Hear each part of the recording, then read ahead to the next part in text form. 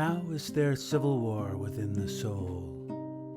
Resolve is thrust from off the sacred throne. By clamorous needs and pride the grand vizier makes humble compact and plays the supple part of envoy and deft-tongued apologist for hungry rebels.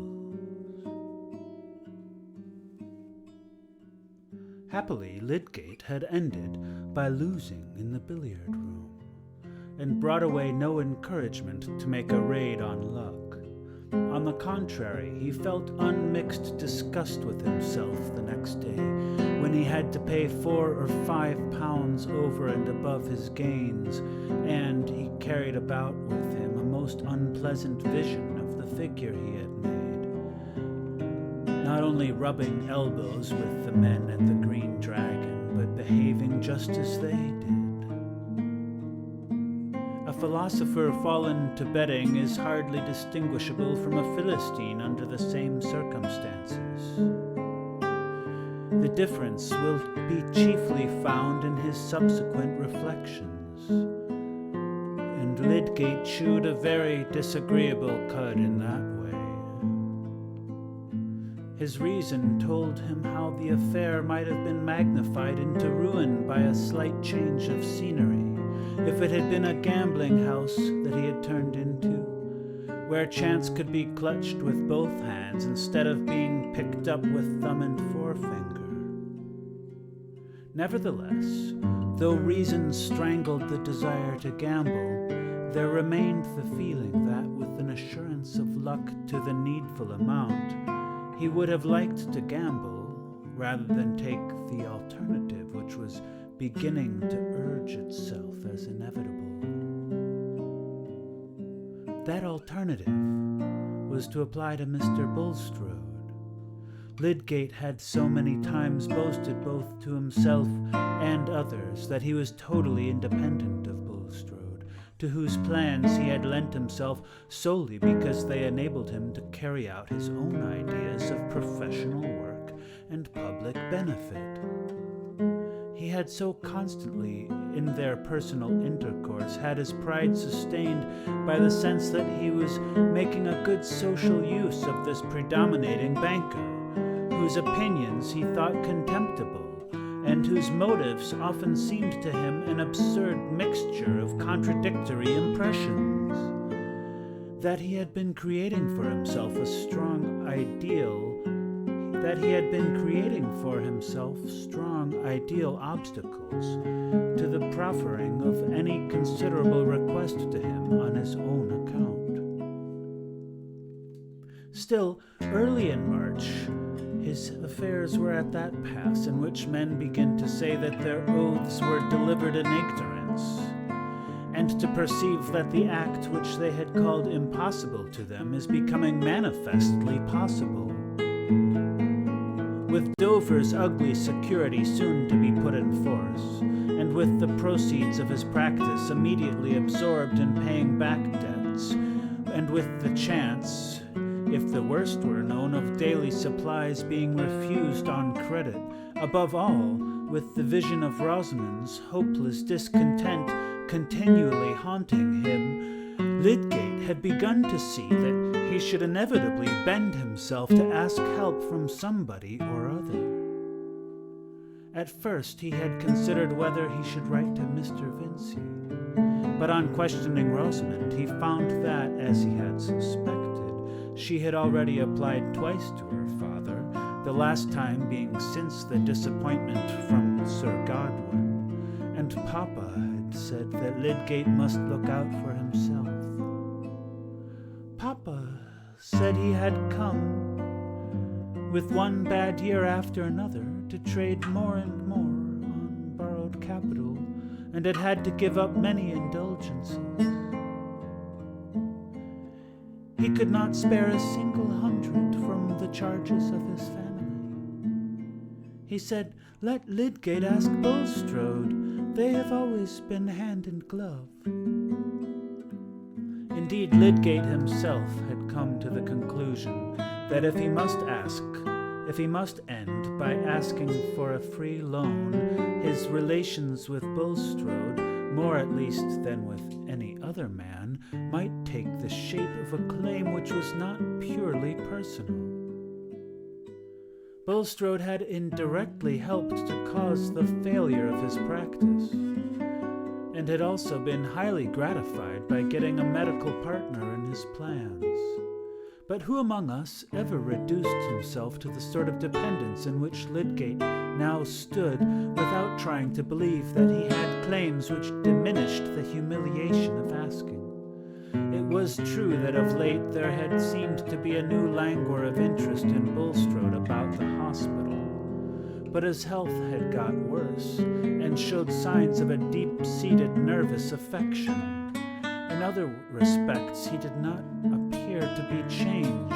He had always been highly polite, but Lydgate had observed in him from the first a marked coldness about his marriage and other private circumstances, a coldness which he had hitherto preferred to any warmth of familiarity between them. He deferred the intention from day to day, his habit of acting on his conclusions being made infirm by his repugnance to every possible conclusion and its consequent act. He saw Mr. Bulstrode often, but he did not try to use any occasion for his private purpose. At one moment he thought, "I will write a letter. I prefer that to any circuitous talk." At another he thought, "No, if I were talking to him, I could make a retreat before any signs of disinclination." Still, the days passed and no letter was written, no special interview sought. In his shrinking from the humiliation of a dependent attitude towards Bulstrode, he began to familiarize his imagination with another step even more unlike his remembered self. He began spontaneously to consider whether it would be possible to carry out that puerile notion of Rosamond's which had often made him angry, namely that they should quit Middlemarch without seeing anything beyond that preface. The question came, would any man buy the practice of me even now, for as little as it is worth? Then the sale might happen as a necessary preparation for going away.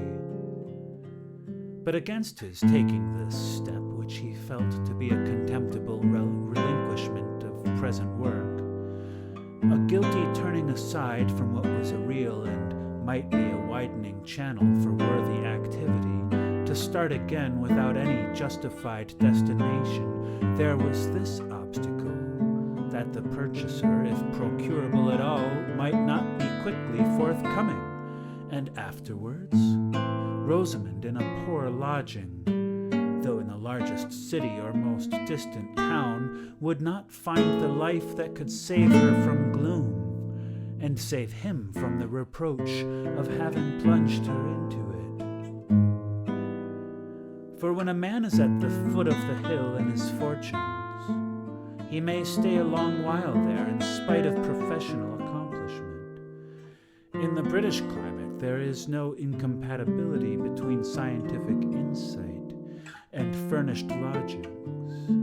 The incompatibility is chiefly between scientific ambition and a wife who objects to that kind of residence.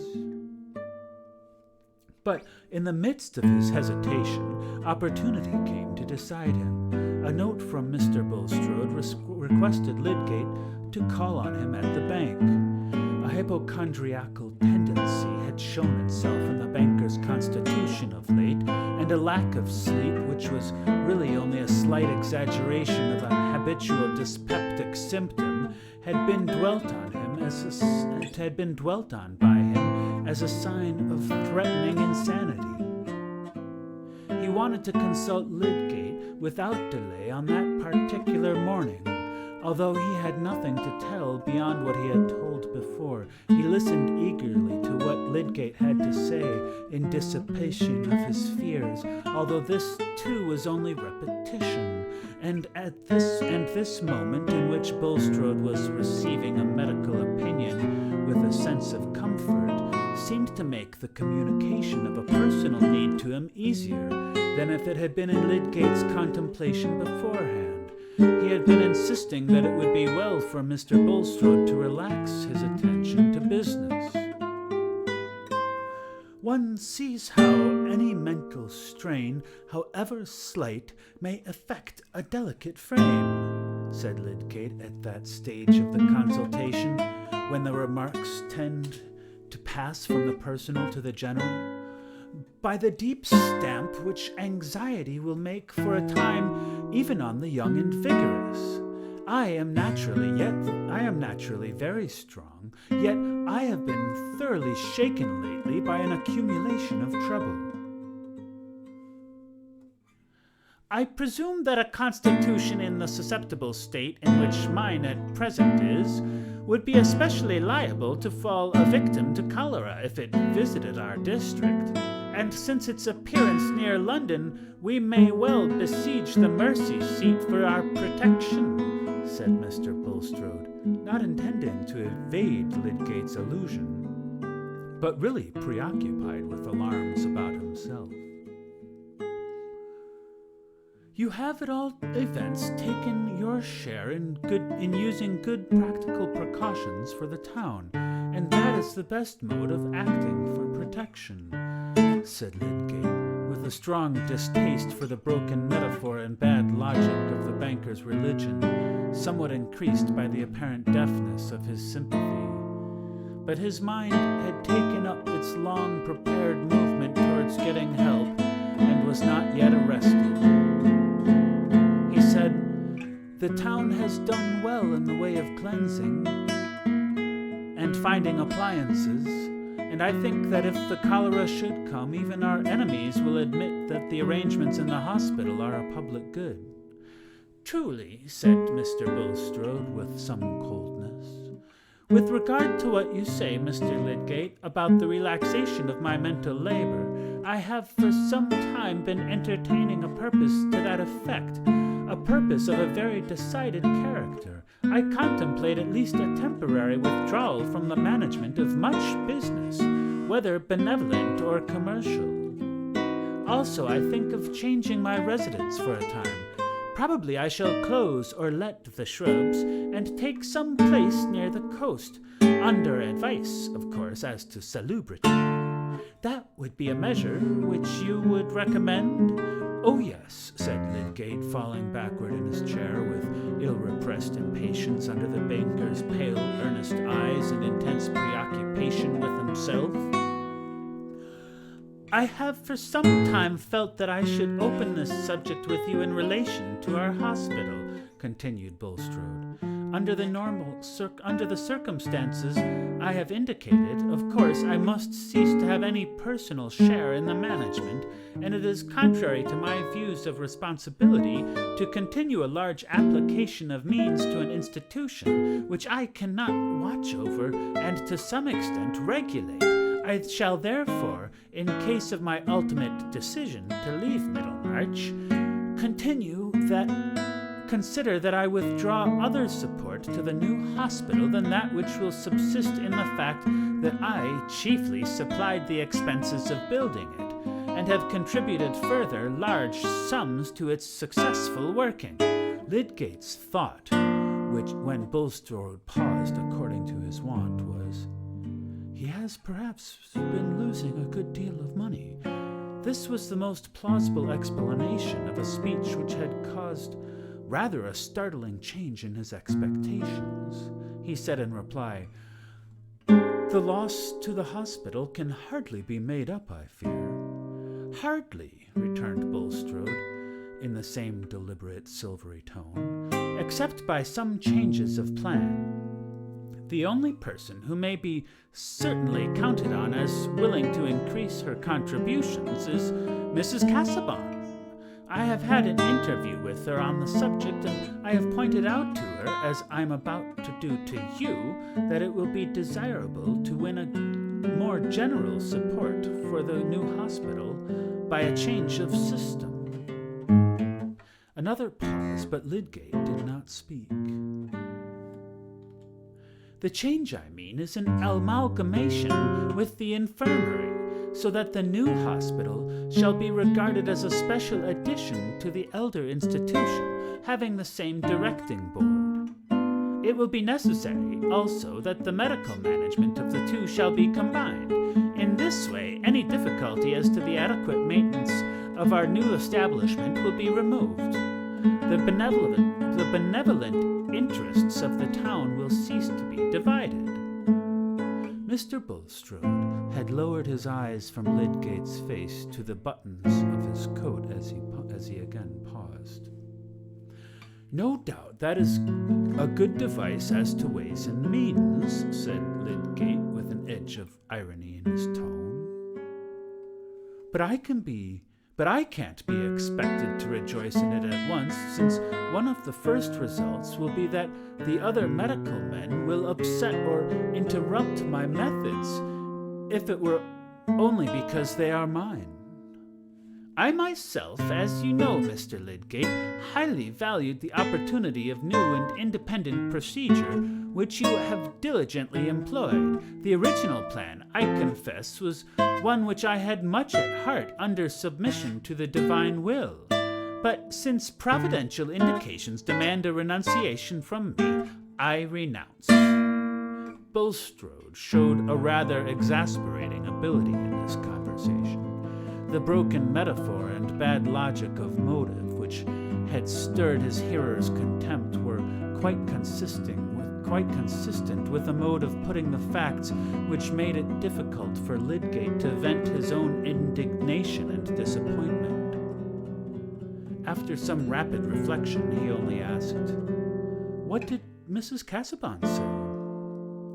"That was the further statement which I wished to make to you," said Bulstrode, who had thoroughly prepared his ministerial explanation. "She is, you are aware, a woman of most munificent disposition, and happily in possession, not, I presume, of great wealth, but of funds which she can well spare. She has informed me that, though she had destined the chief part of those funds to another purpose, she is willing to consider whether she cannot fully take my place in relation to the hospital, but she wishes for ample time to mature her thoughts on the subject, and I have told her that there is no need for haste, that in fact my own plans are not yet absolute." Lydgate was ready to say, "If Mrs. Casaubon would take your place, there would be gain instead of loss," but there was still a weight on his mind which arrested this cheerful candor. He replied, "I suppose, then, that I may enter into the subject with Mrs. Casaubon." "Precisely. That is what she expressly desires. Her decision, she says, will much depend on what you can tell her. But not at present. She is, I believe, just setting out on a journey. I have her letter here," said Mr. Bulstrode, drawing it out and reading from it. "I am immediately otherwise engaged," she says. "I am going into Yorkshire with Sir James and Lady Chatham, and the conclusions I come to about some land which I am to see there may affect my power of contributing to the hospital. Thus, Mr. Lydgate, there is no haste necessary in this matter. But I wished to apprise you beforehand of what may possibly occur." Mr. Bulstrode returned the letter to his side pocket, and changed his attitude as if his business were closed.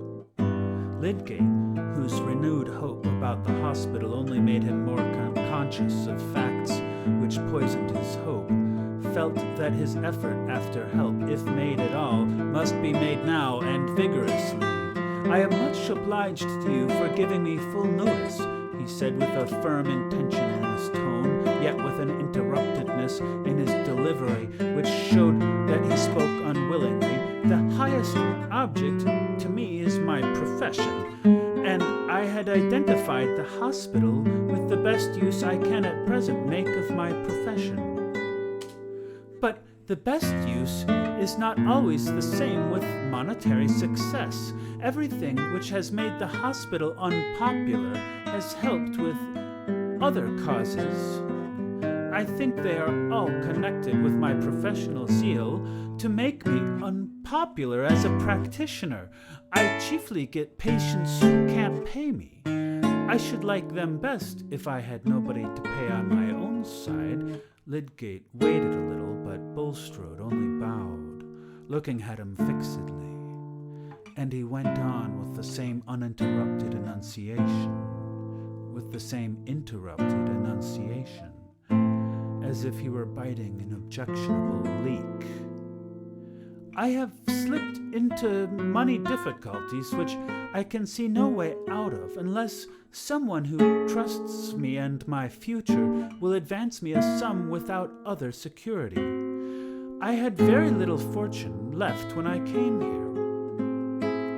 I have no prospects of money from my own family. My expenses in consequence of my marriage have been very much greater than I had expected. The result at this moment is that it would take £1,000 to clear me.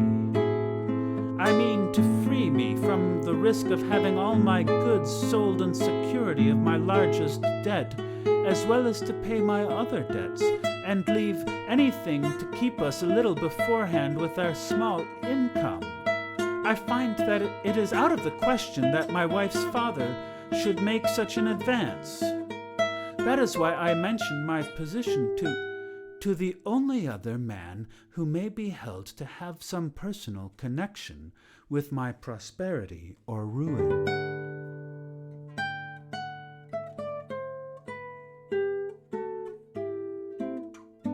Lydgate hated to hear himself, but he had spoken now, and had spoken with unmistakable directness. Mr. Bulstrode replied without haste, but also without hesitation. I am grieved, though I confess not surprised by this information, Mr. Lydgate. For my own part, I regretted your alliance with my brother-in-law's family, which has always been of prodigal habits, and which has already been much indebted to me for sustainment in its present position. My advice to you, Mr. Lydgate, would be that instead of involving yourself in further obligations and continuing a doubtful struggle, you should simply become a bankrupt. That would not improve my prospect, said Lydgate, rising and speaking bitterly, even if it were a more agreeable thing in itself. It is always a trial, said Mr. Bulstrode, but trial, my dear sir, is our portion here, and is a needed corrective. I recommend you to weigh the advice I have given. Thank you, said Lydgate, not knowing quite what he said. I have occupied you too long. Good day.